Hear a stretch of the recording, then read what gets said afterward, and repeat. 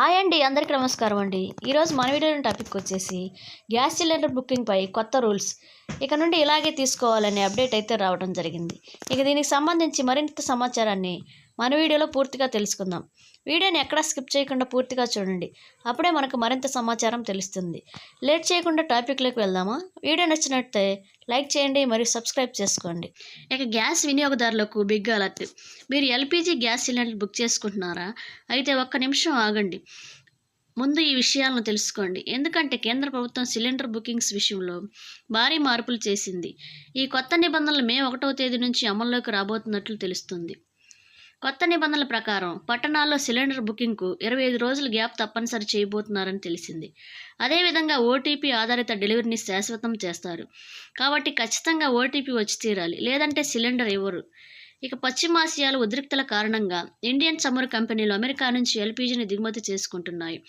June లేదా July నెల నాటికి డెలివరీ పూర్తి కానుంది. ప్రస్తుతం భారత్కు 80,000 టన్నుల ఎల్పీజీ రోజు అవసరం అవుతుంది. అయితే డొమెస్టిక్ ప్రొడక్షన్ మాత్రం రోజుకి 46,000 టన్నులు మాత్రమే ఉంది. ఇక అలాగే ఇటీవల ప్రభుత్వం చమురు గ్యాస్ సంస్థలు కొత్త కనెక్షన్లు జారీ చేయడాన్ని తాత్కాలికంగా నిలిపివేసినట్లు తెలుస్తుంది. ఒక నెల రోజుల పాటు కొత్త గ్యాస్ కనెక్షన్లు జారీ చేయకుండా నిర్ణయం తీసుకున్నట్లు తెలుస్తుంది.